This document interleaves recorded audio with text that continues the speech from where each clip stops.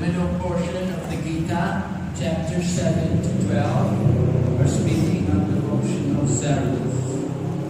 And chapter 9 is entitled The Most Confidential Knowledge. So we're hearing in that section of the dealings, the transcendental relationship which the Lord has with His devotees. So yesterday we explained how the chapter begins describing Krishna, describing qualifications for hearing this knowledge. Right? We spoke about the 3 qualifications. Right? One was, first we should be non-envious. Not envious, right? Krishna said to Arjuna, because you're not envious of me, Arjuna, I'm speaking this knowledge to you. So Prabhupada talked about the commentators on Bhagavad Gita who derived Krishna as being the personality of Godhead. So they're all envious of Krishna. So they're not qualified to comment on the Bhagavad Gita.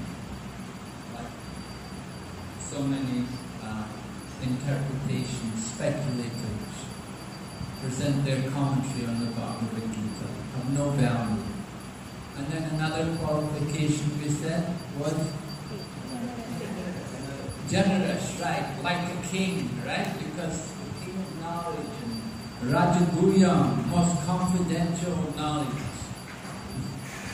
But kings are generous. They like to give charity, and the greatest charity is to give transcendental knowledge. So if we give this knowledge to others, it's also very good. Share this knowledge. And then finally the other qualification was? Faith. Faith, right. We have to have faith. Faith can move mountains, right? Without faith, then we will simply have doubts. So it's important for us to have these qualifications, then we can understand this confidential knowledge. So Krishna then begins to explain the relationship which he has with the material world, the relationship between the Lord and the material energy. And he describes how he pervades everything in this world by his avyakta murtina. Right? Mayantatam idam sarvam jagat avyakta murtina. Krishna said, by me this entire universe is pervaded. All beings are in me, but I am not in them. So Krishna is everywhere. He's in everything, but he's not in them. So Krishna is describing the presence of his energy, how by his energy he's pervading everything. But at the same time he is aloof from it. Sometimes we speak about God being everywhere. But if God is simply everywhere, then it becomes impersonalism. So we have to be on guard against these kind of statements. People talk, oh, God is everywhere. He's everything and everyone. This is impersonalism. Yes, He is everywhere and in everything and in everyone. But at the same time, He's aloof from everything. And He remains a person beyond this cosmic manifestation. So this is the Lord's relationship with the world. And the example, we gave the example, just like a king rules a kingdom. So within the king's management structure, he may have many different ministers looking after the different departments within his kingdom. But the king doesn't have to personally be there in each and every department. He empowers different ministers to act on his behalf. You'll remember last night we gave the example from the commentary of Vishwanath Chakravarti Thakur. He spoke about Maharaj Ambarish, how he was a great king. But he didn't spend so much of his time worrying about the political affairs, because he was a very great devotee. So he would like to be in the temple, he liked to be hearing the scriptures, and taking part in the kirtan, all of these things. But because he's there, because he's physically present, because he's the king, so everything would go on under his direction, so to speak. The different ministers would all act on behalf of the king. So in the same way, Krishna is doing everything, but at the same time he's aloof from everything. He's not attached to it. And Krishna gave himself, he gave an example for us to understand this. We point out that Krishna was describing something inconceivable, but he gives an example for us to conceive of it. So it appears contradictory. Krishna gave the example about how the wind blows everywhere, but it is always within space. Right? Wherever the wind blows, it can never go without space. It has to be within space itself, although the wind is blowing everywhere. In the same way, living entities, we are fully dependent on Krishna. He's providing everything for us. Everything is his arrangement. It's all going under his control. He's maintaining us and providing for us and arranging for everything. But at the same time, we are independent. This is Lord Chaitanya's philosophy. Achintya ved abeda tattva. Inconceivably, simultaneously one, and at the same time different. And some examples were given about how Krishna is controlling everything. The example was there of the flower and the fragrance from the flower, the smelling power. One can smell the fragrance of the flower without actually handling the flower. You can just, by passing by the flower bed, you may be able to detect the aroma, the fragrance of the flower. So in the same way, Krishna is controlling this whole cosmic manifestation, but at the same time, he's aloof from it. He's separate from it. He doesn't have to do each and every detail himself. It all goes on by his will. So in this way, Krishna was describing how he's doing everything. The Bhagavad Gita describes, for example, how Krishna is not only maintaining, but how he's also arranging for the creation and the destruction of the universe. That's also going on under his direction. And we are all influenced by all of these different things. Okay? So, Krishna was describing this yogam aishwaram. I'm sorry, the phonetics are not right, the fonts are wrong. Anyway, considering his yogam aishwaram, why doesn't everyone respect Krishna as the Supreme Person? Right? Because Krishna was describing there to us how he pervades everything, and he has this inconceivable potency, this yogam aishwaram, by which he's doing everything, controlling, maintaining everything, all going on under his direction. So we may think everyone should worship Krishna. Everyone should know. He's so great. Why doesn't everyone worship him? So then Krishna spoke the next verse, which we're going to look at. First, let's take one at a time. Verses 11 and 12 of this chapter speak about the impersonalists. First of all, we have the famous verse, Apajananti Mammudha Manushim Tanam Ashritam. Right? Krishna is describing the foolish mock at me, descending amongst them like an ordinary human being. They do not know my transcendental nature and supreme dominion over all that be. This is an important verse. You can tell Prabhupada wrote 3 pages of purport there on that verse, just to enforce, to bring home clearly the importance and the significance of this statement. That these people who think like that, they're described as mudhas, right? Foolish people. So, Krishna is talking about the impersonalists. They think they can become God. They think they're God, but they've been covered by Maya. So generally we call them Mayavadis, right? That they've been covered by Maya. So but when they think, when I remove the Maya, when I understand all this is just Maya, then I'll realize I'm actually God. So this is impersonalism, that everyone is God. Actually, it's true, we were discussing this morning in the Srimad Bhagavatam that actually everyone is a God. We're tiny gods, sample gods. We're not supreme gods. We're tiny parts of God. So this is important.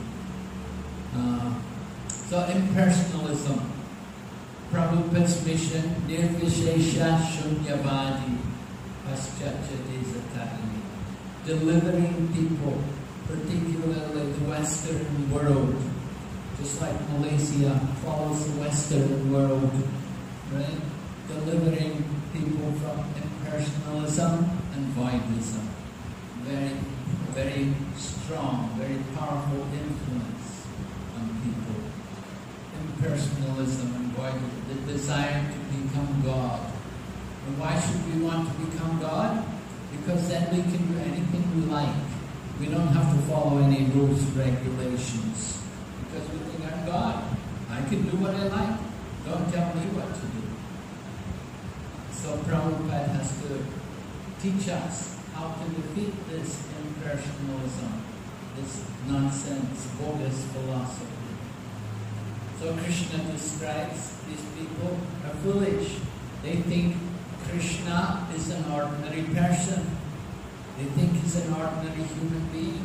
They do not understand his transcendental nature and his supreme dominion over all that be. So that's text 11, and then text 12 describes the result of that kind of thinking. The result is, whatever they're going to do, they will never be successful.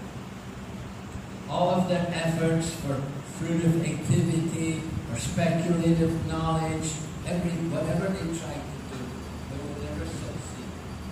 So this impersonalism is discussed there in 2 slokas. Then, verses 13 and 14, Krishna speaks about the pure devotees, those who do recognize Krishna and who surrender to him and who engage in his service. Right? They're described as Mahatmas, great souls. Their souls are great because they recognize the Supreme Soul and they've surrendered themselves to his service. And then verses 16, 17, 18, 19 describe about the worship, those who worship the Vishwarup, the universal form. They see God through the material world. That's described also in Srimad Bhagavatam, in 2nd canto, beginning with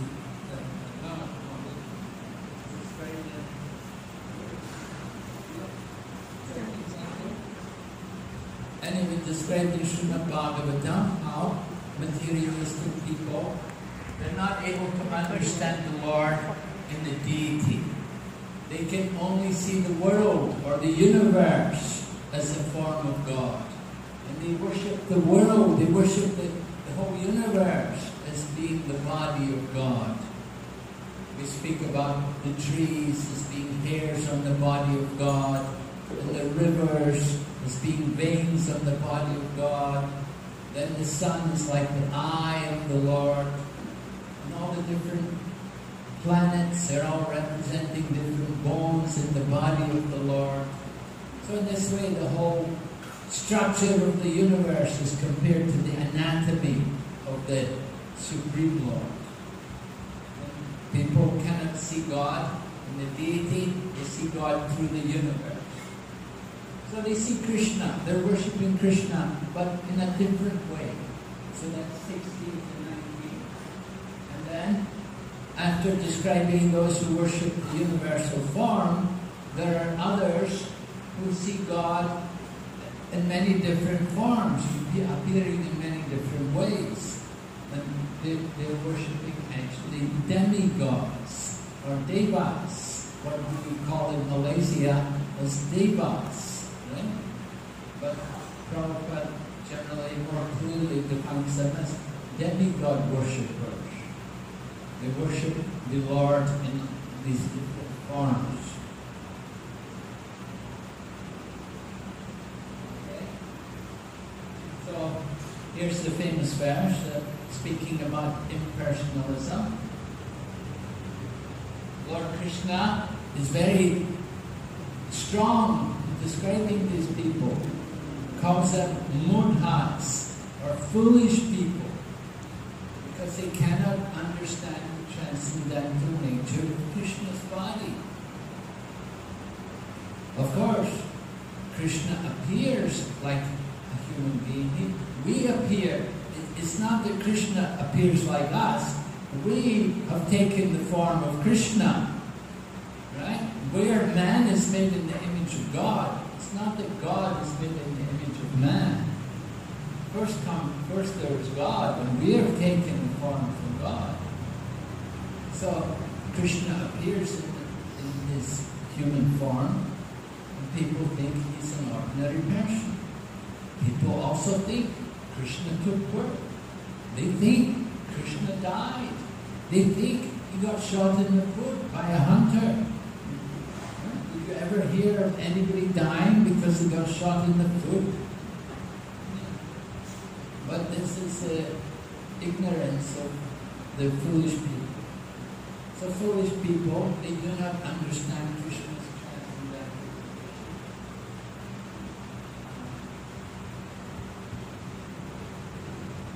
Here's a statement from Vishwanath Chakravarti Thakur in his commentary on this verse. He's describing that well-known Mahapurush laying on the Karana ocean with Satchidananda form, right? The form of the Lord is Satchidananda, spreading himself through millions of universes, who creates the universe by his own energy, is indeed you. But some say in deprecation that when you come as the son of Vasudeva, the human-like form, it is just an amsha of that Mahapurush. In response, the Lord speaks this verse. So Vishwanath Chakravarti Thakur is saying that some people think that Krishna is an amsha of Mahavishnu, that it's Mahavishnu who's the Supreme Lord. See, sometimes people think like that. They think Narayana is the Supreme, not Krishna. Yes, they derive this human-like form that I assume Krishna is speaking. They do not know that this human-like body is the Supreme form, Parabrahman, Baba. It is my Swarup, my actual form, more attractive than and superior to the Mahapurush laying in the Karana ocean and other forms as well. What type of form is this? It is the highest truth, meaning Brahman, and it is the great Lord. The phrase great Lord excludes other meanings of the word Buddha. According to Amartosh, Buddha has various meanings, such as truth, the elements like earth, or being fit, So Vishwanath Chakravarti Thakur is pointing out how the form of Krishna is more attractive than the form of Mahavishnu, the Mahapurush, laying in the Karana dark ocean. There's a pastime in the 10th canto Srimad Bhagavata, how Mahavishnu wanted to see the form of Lord Krishna. The story goes about how one Brahmana's wife was giving birth to children in Dwarka, and one after another there was a miscarriage. So the Brahmana came to protest to the king, and the king promised, I will protect you. Oh, Arjuna was there, and Arjuna said, I'm a Kshatriya, I will protect you, I vow. If I'm going to keep my vow, I will give up my life. And so when the Brahmana's wife gave birth again there was a miscarriage. And so the Brahmana came and, look, you promised you were going to protect my child. Again, the child's dead. You promised you would protect. So then Arjuna was faced with a real challenge because he had vowed he would give up his life. So Srimad Bhagavatam describes how Krishna and Arjuna went together to search out what had happened to the Brahmana's children. And the search took them into the Kaushal ocean, and they found Mahavishnu there. And the children had been taken away by the mystic potency of Mahavishnu, who actually desired to see Lord Krishna come there into his abode. So this pastime shows us how even Mahavishnu is attracted to see the form of Lord Krishna. So this point is made here in the commentary, that Krishna is more attractive even than the Mahapurush. Okay, 9.12 goes on to describe the results of this misconceiving Lord Krishna to be an ordinary human being. The result is that whatever you do, you'll be a failure. You can never hope to succeed. Although it may appear like people are successful, ultimately they can never succeed. Everything will be a failure because they have not understood the actual position of Lord Krishna. So they can never be successful. And Prabhupada gives some examples here. We have a quotation. First of all, from the commentary.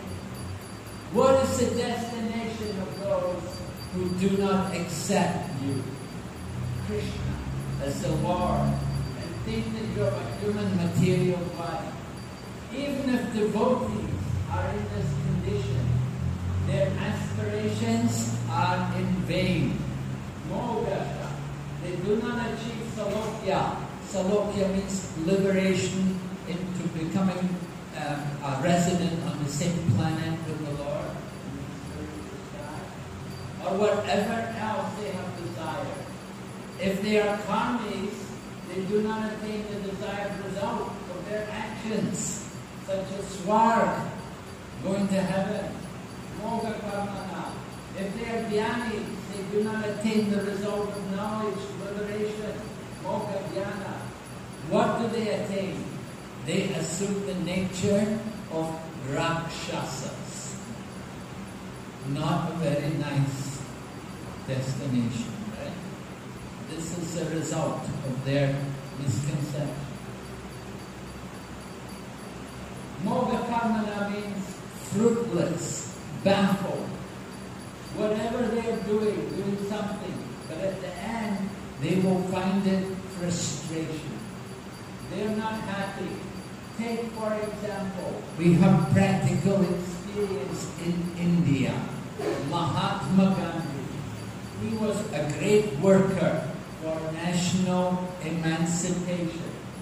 But at the end, he was so much disgusted that I have seen personally. Wherever he used to go, he used to plug his ears. Why? Wherever he would go, thousands of people will gather and cry, Mahatma Gandhi ki jai. So the poor fellow could not sleep even. The very morning when he was assassinated, he said to his secretary, "I am so disgusted, I wish to die." He got his wish. This very word was published in the paper. Such a big worker, but still he felt baffled. And what to speak of others? So, moga karmana. Unless we become Krishna conscious, then all our activities will be baffled in the end. Alright? So this warning is given to all of us, that endeavoring to become successful in the material world, if it is without Krishna consciousness, then we can never be successful. There are so many examples, powerful demons, Ravan, Aranyakashipu, Aranyaksha, these kind of people, camps, they were very powerful, but they were not Krishna conscious, so they cannot be successful. Okay, going on to the next section about the devotees, the Mahatmas, the great souls. Those who are not deluded, right? They're not deluded. They're under the protection of the divine nature. Mahatmanas tu mamparta daivim prakriti mashrita. Right? We talk about ashraya, taking shelter. Ashraya. So take shelter of the Daivi Prakriti, the divine nature. What? By devotional service. And how do they do that? They are fully engaged in devotional service. Because they know me as the Supreme Personality of Godhead, original and inexhaustible. So there's Mahatmas, devotees. All the devotees are Mahatmas, great souls, engaged in Krishna conscious activity. Prabhupada explains here all the work from the word meaning. Right? Vajanti ananya manaso. They do not divert their attention to anything outside of Krishna. This is very important. They don't divert to other things. They're fully absorbed in Krishna service. Ananya bhakti. Remember yesterday we were speaking about the connection between chapter 8 and chapter 9. In chapter 8, Krishna was speaking about ananya bhakti. Now in chapter 9, Krishna is describing this ananya bhakti. We will hear more of the nature of this ananya bhakti in the next verse. From Prabhupada's purport, in this verse, the description of Mahatma is clearly given.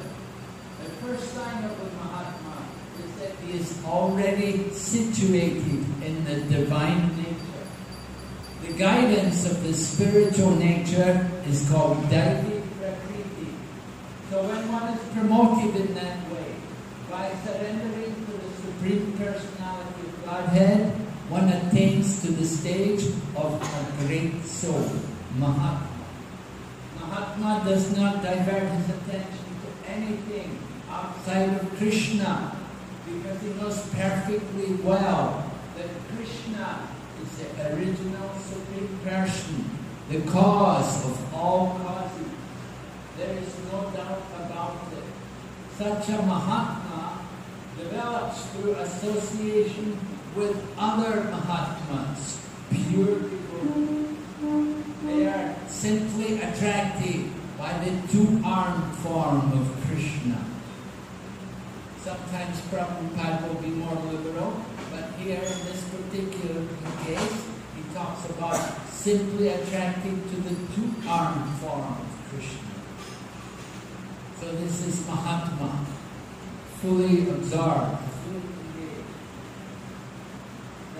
How is he engaged? What's he doing? The next verse, number 14, describes always chanting my glories. endeavoring with determination, bowing down before me. These great souls perpetually worship me with devotion. So this is what you have to do to be Mahatma, what you should be doing. Dridavrat is mentioned. Vow, determined vow. Strictly observe rules and regulations. Vows like Ekadasi. Right? We should be careful to follow these things. In the beginning of our Krishna consciousness movement, we were not so familiar, so knowledgeable. But nowadays, we're very fortunate, especially here. You have Goloka Chandra Prabhu publishing his calendar with all the times of the Ekadasi, time, what time to break the fast and everything. So everything's very good, followed nicely. There's a Dridavrat, right? Determined vow.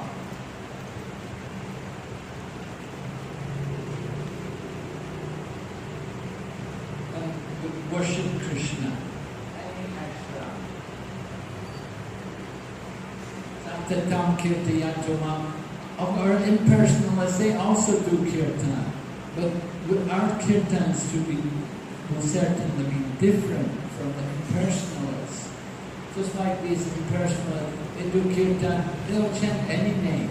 They can chant Hare Krishna 1 minute, next minute they're chanting Shiva, they're chanting Ganesh, they chant all so many different names. We read in the Srimad Bhagavatam how in Narada Muni's previous life as a Gandharva, he was cursed by the Prajapatis for chanting the names of the demigods in the association of young women. So you have to be very careful how you chant, the quality in our chanting. Okay, Mahatma, Prabhupada is describing, cannot be manufactured by rubber stamping. His symptoms are described, always engaged in chanting, he has no other business. Always engaged in activity such as hearing, chanting about Vishnu, not a demigod or a human being. Such a Mahatma has firm determination to achieve the ultimate end of association with the Lord in any of the 5 ragas. Okay, so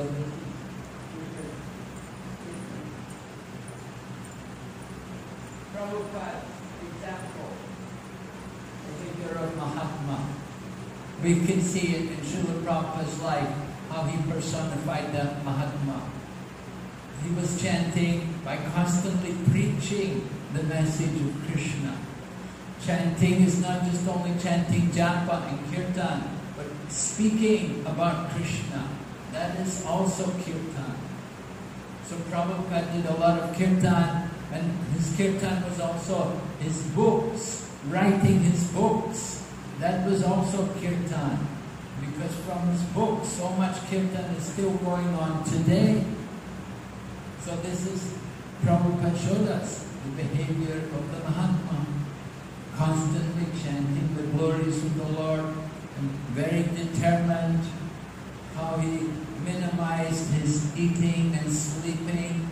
He was only sleeping 2 hours a day, waking up in the middle of the night to write his books. Because all day, so many devotees, so many different visitors coming. So Prabhupada, the best time to write for him was in the night. And he would wake up in the middle of the night and begin his writing. So Prabhupada was showing us the behavior of Mahatma. At the same time, Prabhupada was not taking anything for himself. He was giving everything to Krishna. So he showed us how to dedicate our life for the service of Krishna. 9:15 it's a significant verse in this chapter, because in this 15th verse, it begins with ananya. I'll read the verse. Lord Krishna is speaking, he's summarizing the chapter for us. And he says,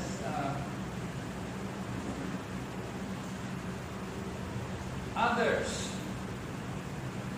jnana yogena chapi ananya, anya meaning others. So, Krishna is describing about different people, other people, how they worship Krishna in different ways. Now earlier in the 7th chapter, Krishna had described about those who surrender to him. He described they have sukriti, right? And for different reasons they come to him. Chaturvida vijantimam jnana sukritino arjuna. Arto jignasur artarti jnani cha bharatashava. Krishna describes 4 kinds of pious people who surrender to him. Somebody's in distress, someone in search of wealth, somebody who's curious, and others in search of knowledge. So they're not pure devotees, but they're pious people. They have sukriti. That sukriti brought them to devotional service. When we spoke earlier, we just finished speaking about the Mahatmas. They are pure devotees. They're fully engaged in Krishna consciousness. So below them, you've got the 4 kinds of people who have sukriti, and they come to Krishna consciousness. But now, Krishna is speaking about others who are still lower, right? We spoke already about the monads. They worship themselves as one with the Lord, right? Impersonalism, mayavadi. They're described as the lowest, 3rd class. They're the most predominant, very common philosophy. People think we're all God. I used to think it was God. Right? When I first went to the temple, they said, do you know who's God? I said, I'm God. You're God. We're all God.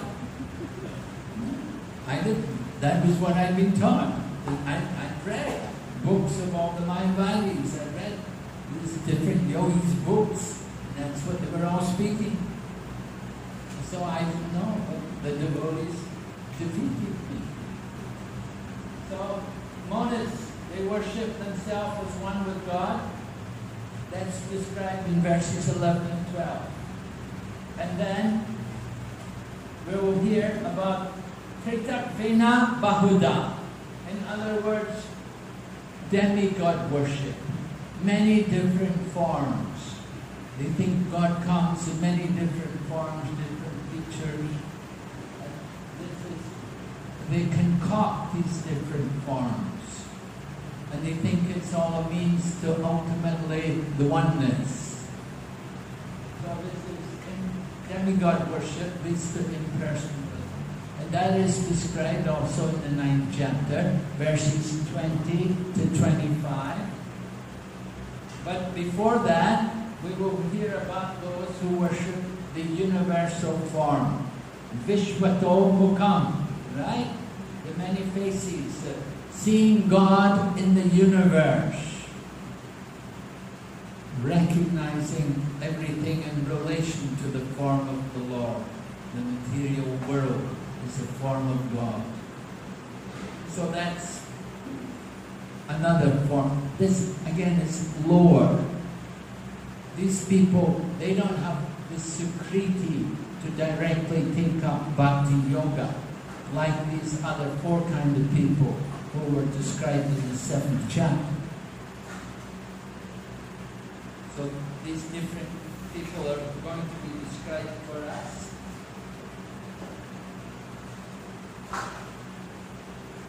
Indirect worshippers, right? We're speaking. People worship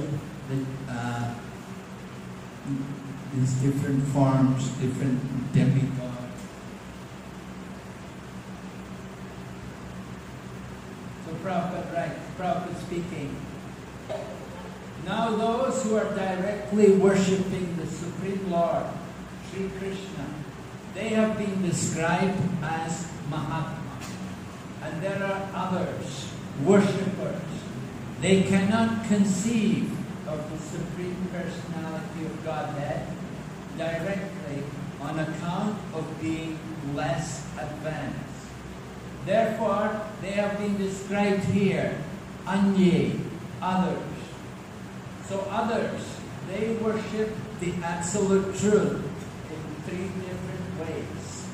First class, second class, and third class. Right? So we can go back again to see this one. First class is this worshipping the demigods. Second class, the universal form. Third class, the monads, impersonals. Different commentators explain in the Prabhupada explains, he sees impersonalism as being the lowest, the worst.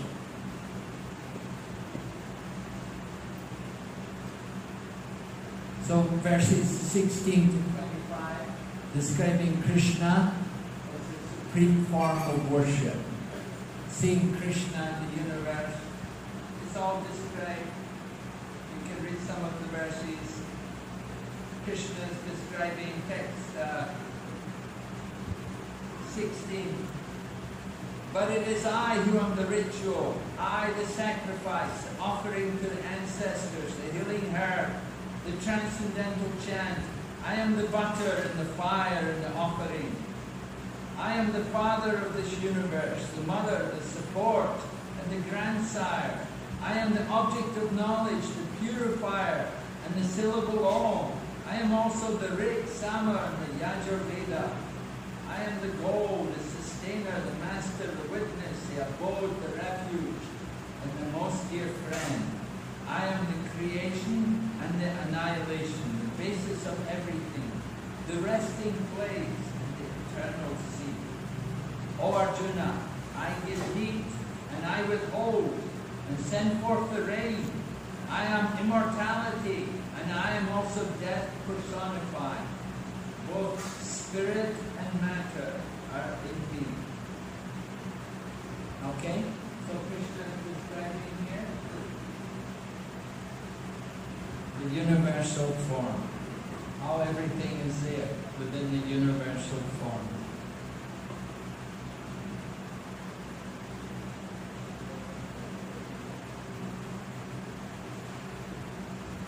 Okay, we'll go ahead. Then there's a couple of verses about worshipping the Vedas and how people can get material desire. 20 and 21, describing about worshipping demigods to get material benefits, to enjoy heavenly life. And then Krishna speaks number 22, which is a well-known verse, famous verse, often spoken about and often described. Yoga, particularly the last line there. Yoga kshema vahamiyaham. Right? Krishna says, I carry what you lack. I preserve what you have. Oh, we like this. This sounds very encouraging for us. Oh, Krishna's going to help me. Yeah? But who does he do this for? Not just for anyone, but for those who are qualified. The qualification is those who always worship me with exclusive devotion, meditating on my transcendental form. Then for them, I carry what you lack.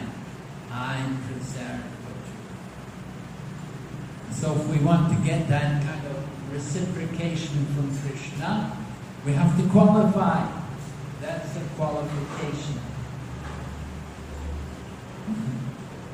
Prabhupada often would tell the story about Arjunacharya and how he crossed out his Vahami.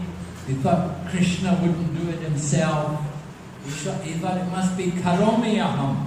He said, I will arrange somebody to do it. Krishna wouldn't personally do it. But what happened was, Krishna personally came there and brought all the food and everything, gave them to the Brahmana's wife, and convinced the Brahmana that actually Krishna personally comes and takes care of the devotee. So he does this as his reciprocation with his devotee. But we have to qualify, we have to be like that. We have to meditate on Krishna. We have to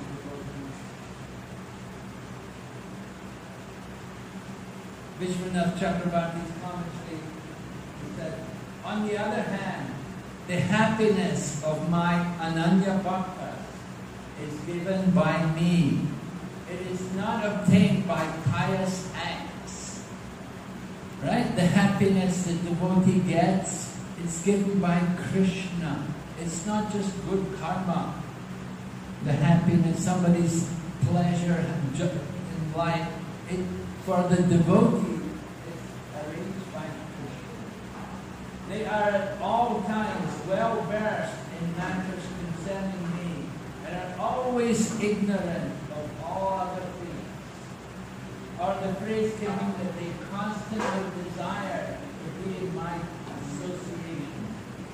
For such persons, I take care of their attainment of wealth and their maintenance, though they do not expect such things. It would be unsuitable for the Lord simply to say that He performs His acts. Thus the word Vahami, meaning carry, is used. The use of the word Vahami indicates that the Lord bears the burden of maintaining their bodies in the manner that the householder takes the responsibility for maintaining his wife and children. Thus one should say that like others, their attainment or preservation of bodily needs is due to karma. One should not say like that. So devotee understands the arrangement of Krishna.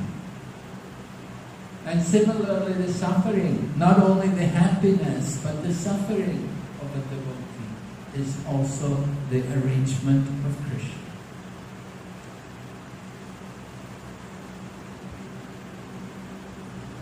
Someone may argue, still, you are Atmarama, enjoying within, indifferent to all things. Where is the question of you bearing this responsibility? So Krishna replies, because my ananya devotee has no karma due to lack of desire, his happiness is given by me. Though I am indifferent to all else, I have great affection for my devotee. This is the cause. One should also not say that in giving the burden of their maintenance to the Lord, the devotees show a lack of praying. In fact, they do not give to me that burden. Rather, I, by my own will, accept it. It should also be understood that I am not bearing it as a duty in the matter that I create and maintain the universe by my will alone. Rather, being attached to my devotees, I take the greatest pleasure in taking care of their needs, like carrying the weight of one's lover. So this is very confidential knowledge. Krishna's loving relationship with his devotee. How the devotee doesn't ask Krishna, he's not appealing to Krishna, but Krishna wants to do this. Krishna wants to provide this service.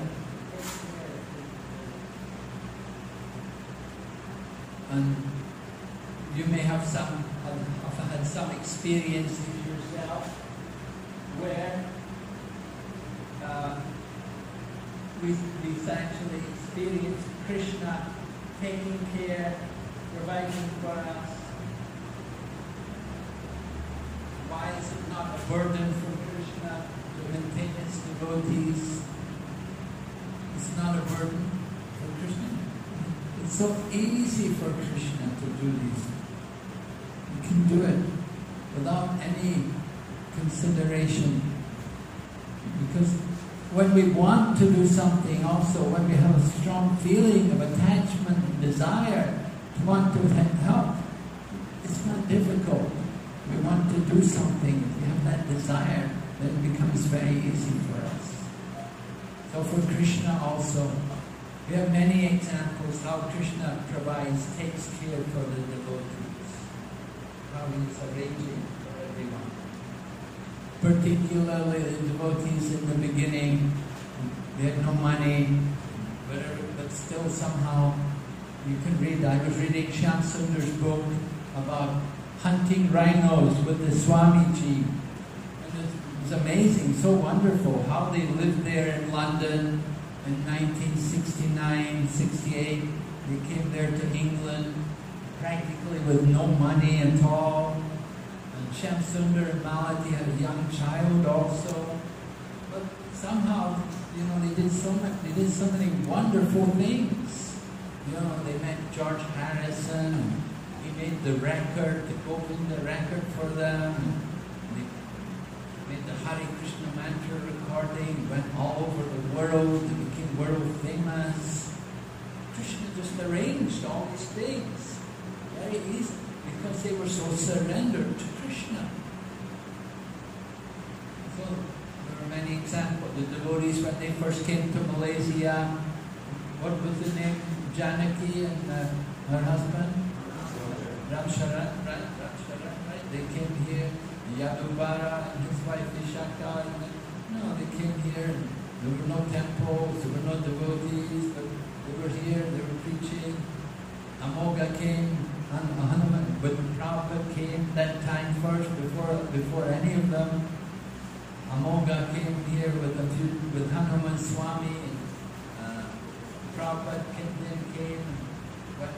they did programs. How did they do it? Krishna helps them. Surrender to Krishna. Okay, another 923. The next verse goes on. But not everyone's worshipping Krishna. What about those who are not worshipping Krishna? Those who are devotees of other gods, they worship them with faith. They actually worship only me. But they do so in a wrong way. Right? Avidi Purvakam. They're actually worshipping Krishna because these demigods are also servants of Krishna. And they are tiny parts of Krishna. They're acting under the direction of Krishna. So when they worship these other demigods, they're actually worshipping Krishna, but they're doing it in the wrong way, not pleasing to Him.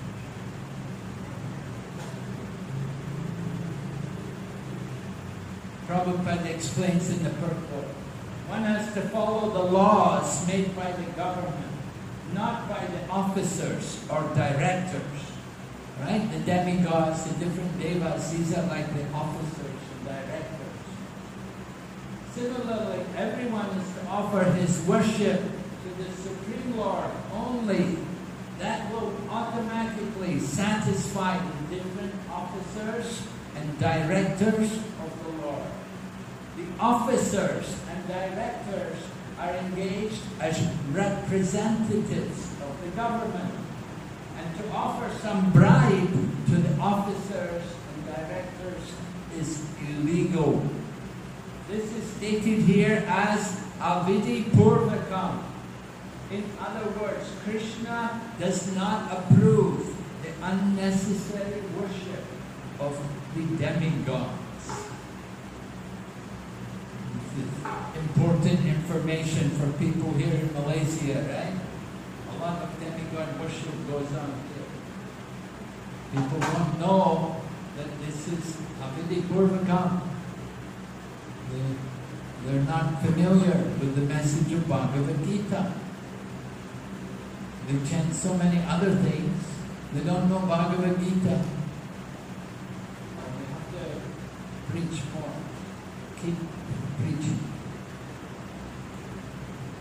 Worship demigods may be accepted if people know that these demigods are authorized agents of the Supreme Lord.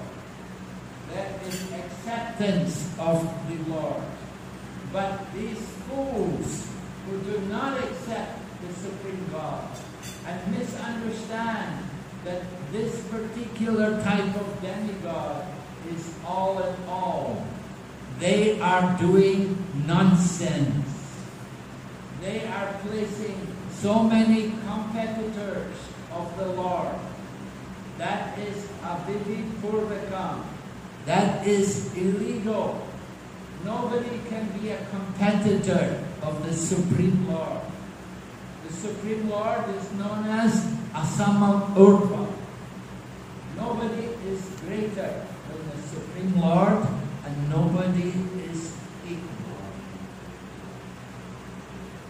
So like this Prabhupada speaking very strongly against the worship of the demigods. Definitely in Bhagavad Gita this is condemned. But at the same time, we can worship the demigods if we understand properly their position. That they are agents, representatives of the Supreme Lord. They are not supreme. 925. Those who we may think, well, does it make any difference if I worship the demigods or if I worship Krishna? Well, you get a different result. You worship the demigods, you go to the planets of the demigods. You worship Krishna, you go to be with him. It does make a difference. Of course, people often talk, it's all one, it's all the same. And even there was this famous Bengali man, he had to say, they had the Bengali saying, Yataman Katapat. Many paths, many months, many paths, right? In other words, it doesn't matter where you go, it's all the same, all the gods are one, all bogus, all nonsense. Then this is not confirmed from Bhagavad Gita. You worship the demigods, you go to the demigods. You worship the Supreme Lord, you can go to his abode. Now if you go to the planets of the demigods, you're still in the material world. You're still facing birth and death. Prabhupada speaks again very strongly. She is a prostitute. That's all. Krishna says, Yanti Deva Pratadivan. How you nonsense say that everyone goes to God. This is nonsense. You can go to Shiva. You can go to Indra. You can go. There are many planets. And you go there. That is reasonable. And how do you say that whatever ticket I purchase, I go to this Delhi? Therefore they are nonsense, mudha, rascals. They do not know what is God, what is demigod, what is Lord Shiva, what is Lord Vishnu or Brahma. They do not know. Prabhupada said, just like if a woman says, everyone is my husband, then she is a prostitute. That's all.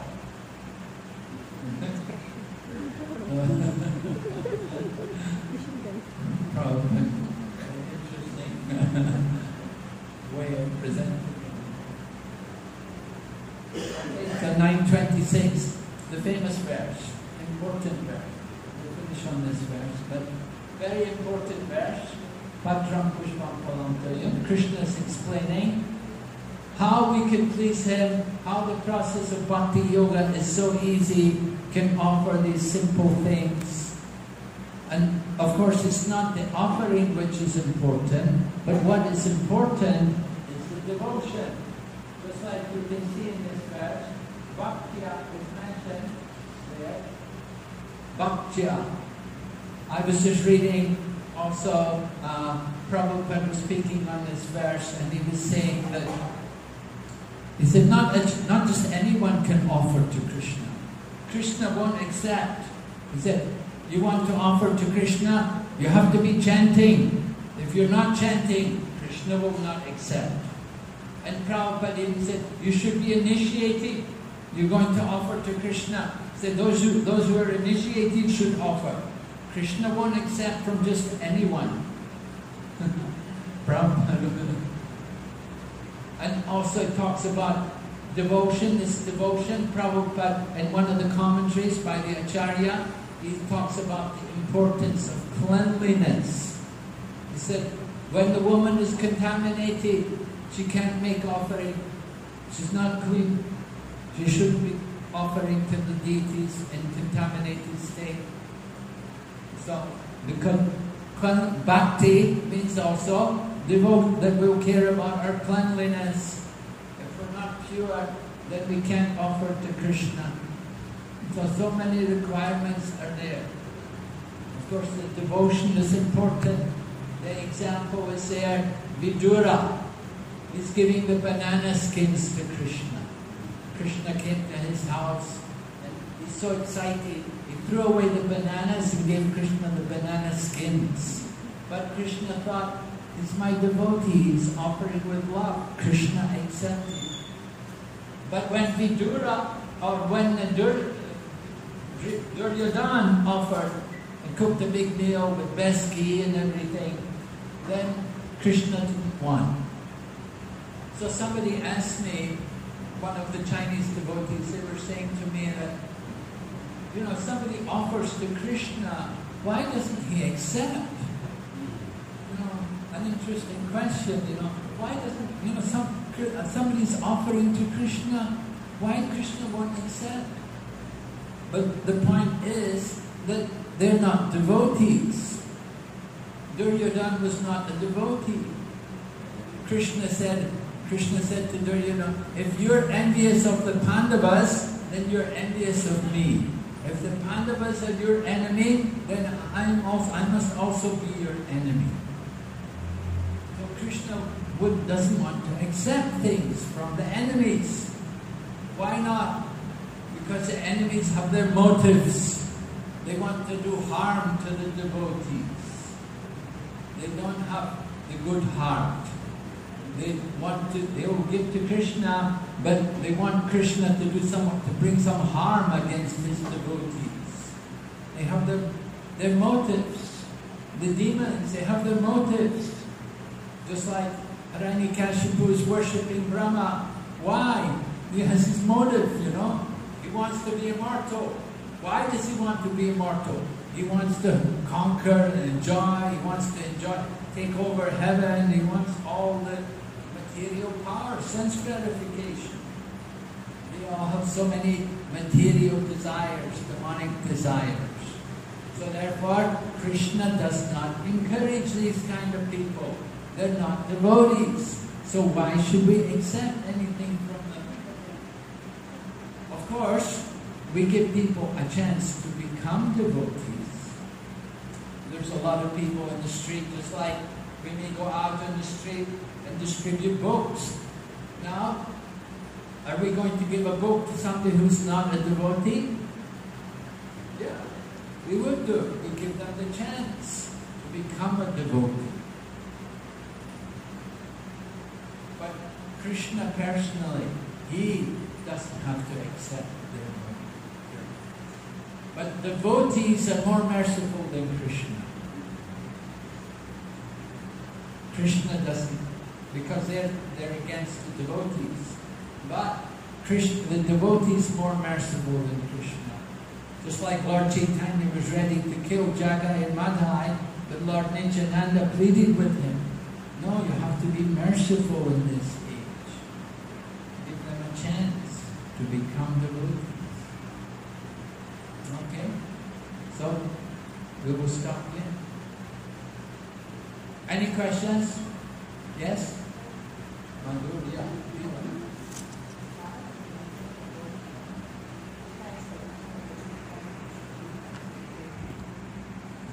Can somebody